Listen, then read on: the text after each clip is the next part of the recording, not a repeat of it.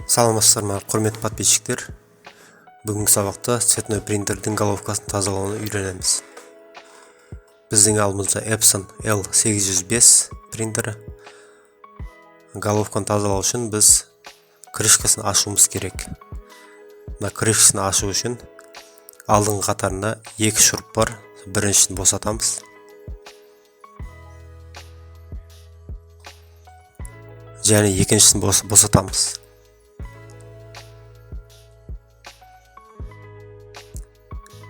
Осы принтердің арқа жағында тағы екі шуруп бар, соны босатамыз.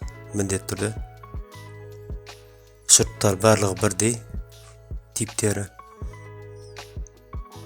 Енді алдыңғы қатарға картізді жатқызамыз. Крышканы төбеге көтереміз. Сол кезде босайды. Ешқандай зашолка жоқ. Мінекей алынды. Енді келесі біз базаның крышкасын ашамыз. Бір шуруппен қапқағын ашамыз. Енді демпферлерді босатып алуымыз керек. Бізге ол үшін плоский отвертка керек. Жіңішке. Демпферді алудан бұрын пленка бар, ұстап тұрған. Соны босатып аламыз. Демпферлердің алдында зашолка бар, соланы біртіндеп босатып төбеге көтереміз. Демпфер өзі сияларын жинап тұратын кішкентай бір құты сияқты бір элемент болды. Шлангыларны жоғары тартып шығарамыз.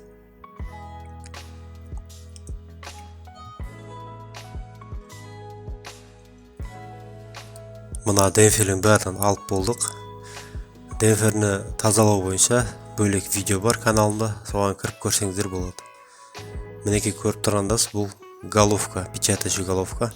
Оны алу үшін біз бірінші болып картіздің арқасында, шетінде және бері жағында зашолкамен ашылатын жерлер бар. Соларды босатып алуымыз керек. Үш элементті біз шығартуымыз керек. Бірінші элемент мінекей мынау. Зашолканы ажыратып жоғары көтерсек шығады. Екіншісі мынау. Онда зашолканы көтерсек жай шығады. Және үшіншісі шамалы қиындау. Міне бізге мынандай каса не керек? Қисық отвертка сияқты. Картіздің арқасында зашолка бар, соны итермелеп, алдында екі жеріндегі зашолка бар, соны итермелеп жоғары көтерсек, бізде демпфер орнататын несі шығады.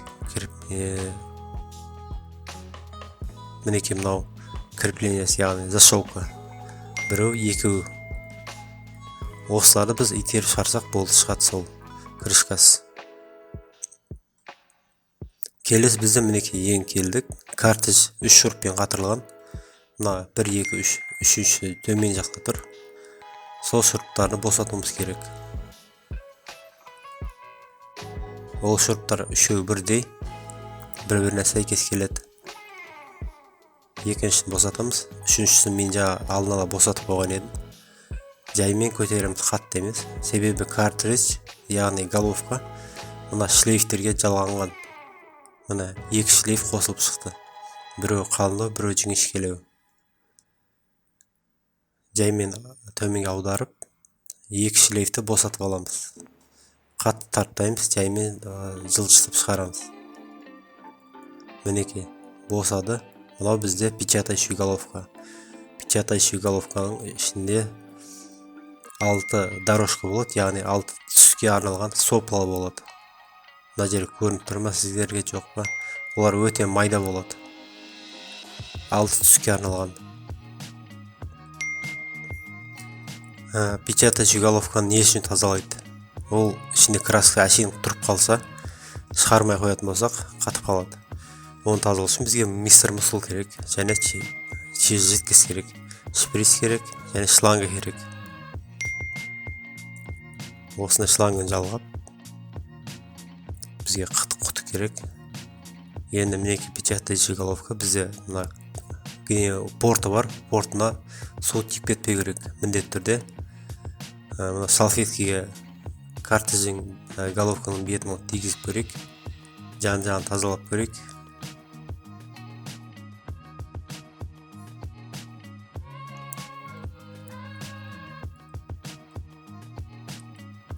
Жан-жағына сиялар тазалап болды. Мына жерге салфетка шеңбетін бүйтіп басып тигізген кезде бізде түстер көрініп тұр, көк пен және қызыл. Басқа түстер шықпай тұр. Демек головка қатып қалған, яғни сопла дейді. Головкада сопла болады, сопла, майда-майда тесіктер. Сол сопла арқылы сия шығады. Сиялар шығып суретті басып шығарады. Мінекей чистканы бастаймыз тазалауды. Ең алдымен біз головканың ішінде қалып кеткен сияны шприцке тартып шығартып аламыз. Барлық алты түстегі қалып кеткен, яғни головканың ішінде қалып кеткен сияларны бері қарай тартып шығартып алуымыз керек. Ол міндетті түрде шығартып алуымыз керек, өйткені қазір бұдан кейін жидкость арқылы тазалаған кезде кедергі болады, яғни сопладан шықпай қалады. Сол үшін ішінде қалып кеткен қалдық сияларын сыртқа шығартып алуымыз керек. Барынша бір рет, екі рет, үш рет.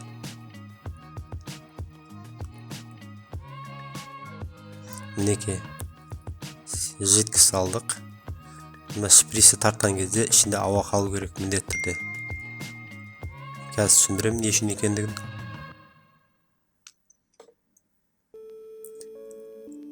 Бізді головкаға шланга қосылатын жерге шланганы қосамыз. Шприцтің шлангысына жалғаймыз. Енді біз шприцті итермелеген кезде қатты итермейміз. Өйткені қатты итеретін болсақ, ескертіп айтайын сіздерге, соплалар жарылып кетеді. Сосын ол картридж, яғни головка жарамсыз болып табылады. Мына ішінде ауа не үшін кірген себебі, ол типа амортизация рөлін атқарады. Жаймен давление беріп тұрады. Судың өз несімен, давлениесімен шығып кіруіне.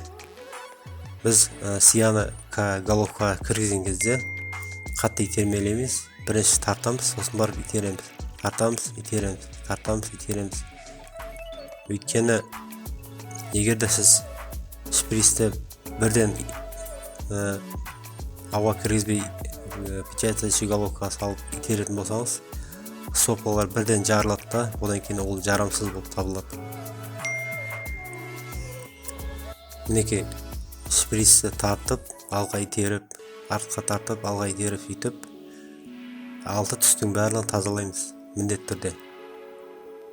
Оны бір рет жасамаймыз. Оны екі рет, үш рет, может быть, 4 рет жасайтыныз. Неге байланысты? Сияның шығуына байланысты ол. Кейбір карта, яғни печатающий головкалар мүлдем шықпай қалады.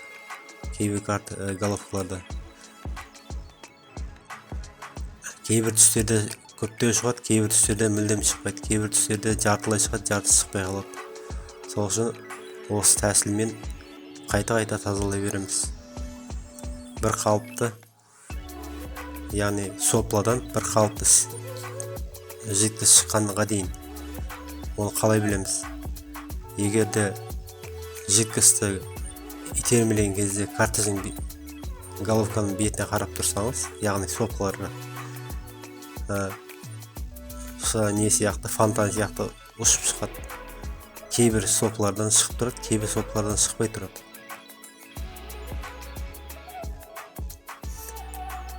Видеоны соңына дейін көрсеңіздер, сол моменттер түсірілген. Қазір көресіздер қалай тазаланған. Енді біз 3 рет тазалап болдық, дұрыс нәтиже болмады. Сол үшін таза ыдысқа мистер мускул құямыз. Мистер мускул базарда көп, өздеріңіз білесіздер.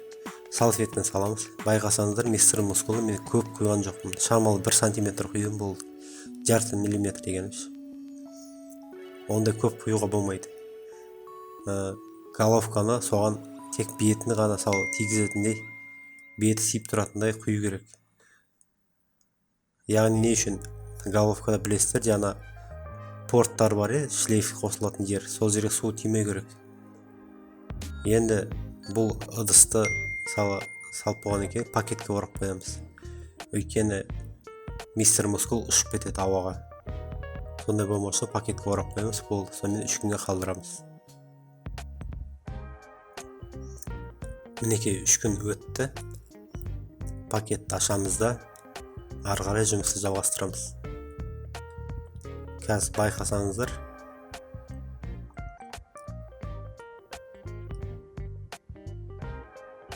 мына шелектің ішінде қап-қара сиялар шығып тұр. О деген сөз, головканың ішіндегі бүкіл сиялардың бәрі шелек ыдысқа шығып кеткен.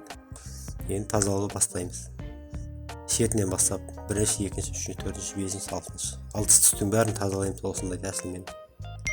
Тазалауды уже білесіздер. Бір рет емес, 2 рет, 3 рет тазалаймыз. Байқасаңыздар, ешқандай түрлі түсті сия шығып жатқан жоқ. Тек қана ақ су шығып жатыр. Демек, ішіне сия таусылған.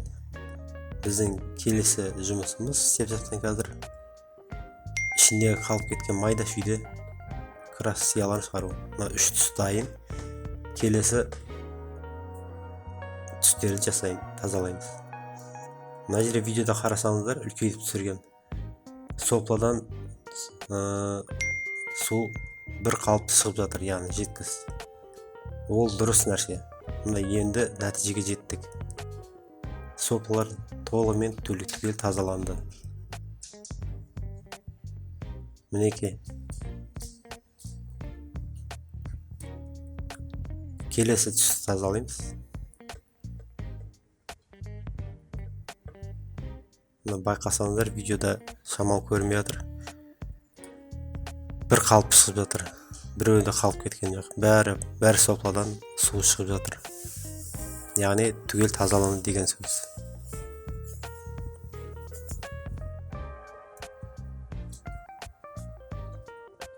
Болды. Егер осылай дәрежеге жеткен болсақ, біз оларға қайтып оралмаймыз.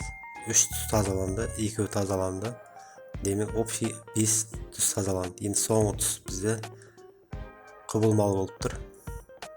Соңғы түс бізде сары түс еді, негізі. Оны да тазалап көрейік. Мына видеода қарасаңыздар, сопла барлығынан су шығып жатқан жоқ, жеткіз, яғни тек бір-екі жерінде ғана шығып жатыр. Орталарында кейбір соплардан шықпай жатыр. Бұл дұрыс емес. Біз бұны қайта тазалауымыз керек. Бір қалыпты шығу үшін. Бұдан алдыңғы 5 түс өте керемет жақсы тазаланды. Мына соңғы сары түс бізде жақсы тазаланбады. Бізде мынандай лайфхак жасадық. Шприцке алдын ала жеткіз құйып қойдық та, шлангыны. Сол жаңа тазаланбаған түске жалғап қойдық. Шприцтің артқы жағын ашып қойдық, ауа кіру үшін. Не үшін керек бұл нәрсе? Осында аузын ашық қалдырған кезде ауаның несімен, давлениесімен, жаймен тамшылап су тамшылап тазаланады. 3 күн күтеміз. 3 күн күткеннен кейін бір тазалап көрдік. Өте тамаша тазаланды. Соңғы түсіміз. Енді мына жерде портқа қарасақ, су тиген екен, шамал. Ол болмайды. Біз оны фенмен кептіреміз әбден. Ыстық фенмен, әрине, ыстық ауамен.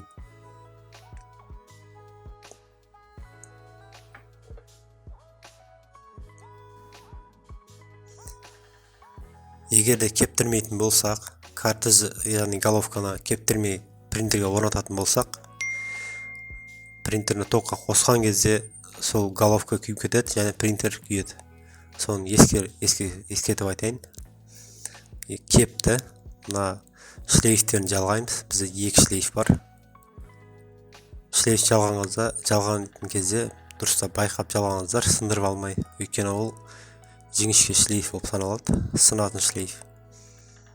Аккуратно жалғап, егер түспей қалса, шығарып тастап, қайтадан жалғау керек. Мінекей жалғадық. арқы жағына итермелей жүрсек өз орнына түседі.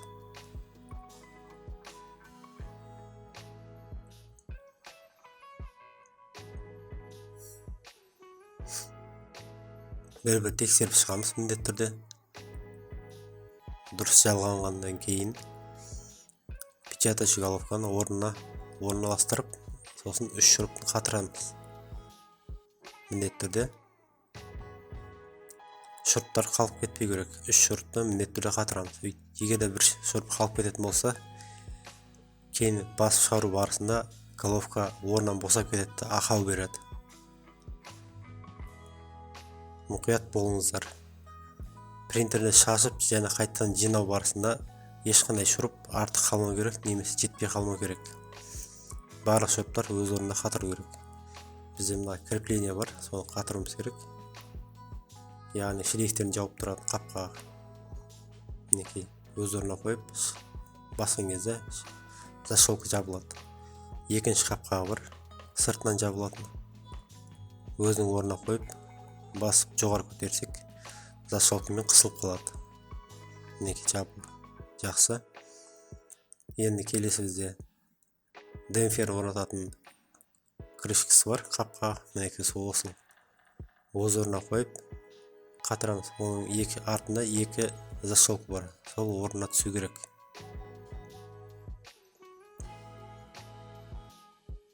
Мінекей орнына қойып бір басқан кезде шақ етіп өз орнына қатырылады.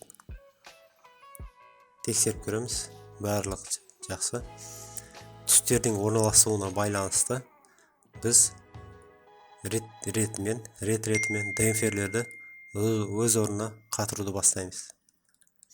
Демпферні өз орнына қойған кезде защолка арқылы қатырылады. Мінекей өзінің защолкасы бар, өзінің орнына қоямыз. Бұл екінші түс бізде, яғни қара түс. Базадағы түстерге қарай отырып, барлығын ретімен қатырып шығамыз. Кейбіреулер түспей қалса шығарып тастап, қайтып орнына қатырамыз. Бізде 4-ші демпфер, яғни 4-ші түс, 5-ші түс және соңғысы 6-ші түспен қатырамыз демпферді.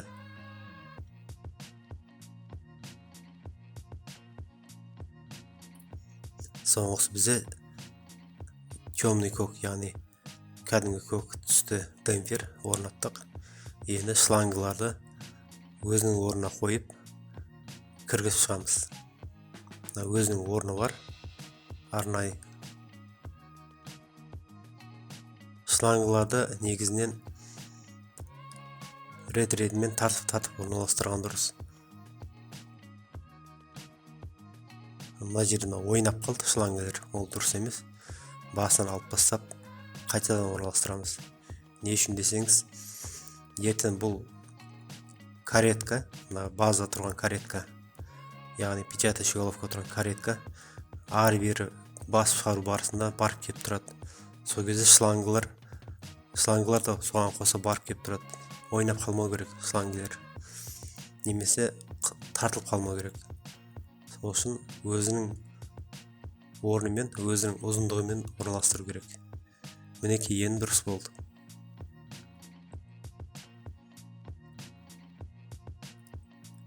Мінекей лентасына кіргізіп өз орнына қойып қатырамыз. Міндетті түрде крышкасы бар, қапқа сонымен қатырып қоямыз. Оның шурупы бар, шурупына міндетті түрде қатырамыз. Бізде мынандай отвертка бар. Кез келген шурупты магнитный отвертка дейді, сол шурупты жабысып қалады. Сонда отвертка қолданған дұрыс. Болды, біз барлығын орналастырып қатырып болдық. Енді крышкасын жабамыз.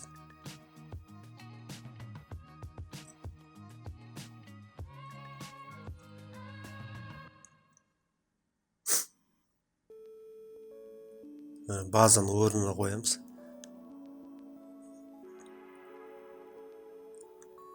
Жаңағы шешіп алған 4 шурупты өз орнына қатырып шығамыз. Менің каналыма подписка жасаңыздар, лайк басыңыздар, комментарий қалдырыңыздар. Сұрақтар болса комментарийде қалдырып кетіңіздер, мен жауап беруге әрекет жасаймын. Менің каналымда әртүрлі IT саласына жақын, IT саласында болып жатқан әртүрлі жаңалықтар, IT саласында кездесетін проблемалар, соларды шешу жолдарын видеолар салып отырамын. Тек қана принтер емес, компьютер таңдау, компьютер техникаларын жөндеу, соларды көрсетіп отырамын. USB кабелін жалғаймыз. Кабель питания, яғни электр ток көзін қосамыз.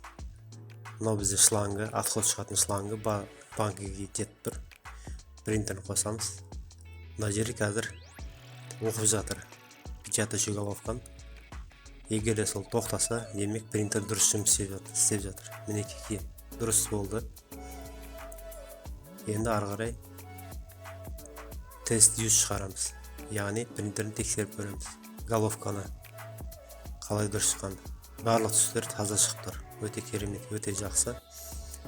Біз дұрыс нәтижеге жеттік. Осы тест юз практика программаларын үйренем десеңіздер, менің каналыма кіріңіздер, сол жерде видеолар бар. Міндетті түрде соңында бір сурет шығарып көреміз. Осы принтердің практика және юз жасау программаларын, прошивкасын, драйверін орнату видеоларын IT маман каналымнан таба аласыздар. Каналыма кіріп зерттеп көріңіздер. Әртүрлі видеолар бар. Міндетті түрде тіркеліңіздер, лайк басыңыздар, комментарий қалдырыңыздар.